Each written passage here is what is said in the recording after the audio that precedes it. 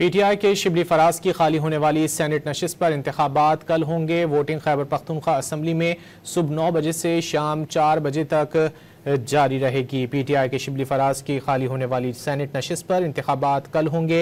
Voting Khyber Pakhtunkhwa assembly में होगी, जो कि सुबह 9 बजे से शाम 4 बजे तक जारी रहेगी। शिबली फराज की खाली नशिस्त पर सेनेट इलेक्शन कल होगा। खैबर पख्तूनख्वा असम्बली में वोटिंग के लिए इंतजामात मुकम्मल कर लिए गए हैं। नशिस्त के लिए पीटीआई के खुर्रम शहजाद उम्मीदवार हैं। पीपल्स पार्टी के निसार खान और 3 आज़ाद उम्मीदवार भी मैदान में हैं। नशिस्त शिबली फराज को नाअहल करार देने की वजह से खाली हुई।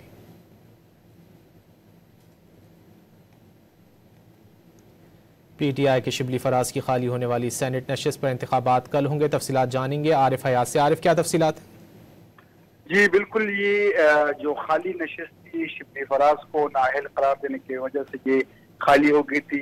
तो इस नशिस्त पर कल खैबर पख्तूनख्वा असम्बली में इंतखाब होगा और इसके लिए पाकिस्तान तहरीक इंसाफ की जानिब से खुर्रम ज़ीशान जो हैं तो वो उम्मीदवार हैं और पाकिस्तान पीपल्स पार्टी से निसार खान जो है तो वो उम्मीदवार हैं। बाकी भी 3 आज़ाद उम्मीदवार है, लेकिन मुमकिन तौर पर यही लग रहा है कि मुतहदा पोजीशन के उम्मीदवार ही निसार खान होंगे और इसी तरह पीटीआई से खुर्रम ज़ीशान इसके लिए उम्मीदवार होंगे।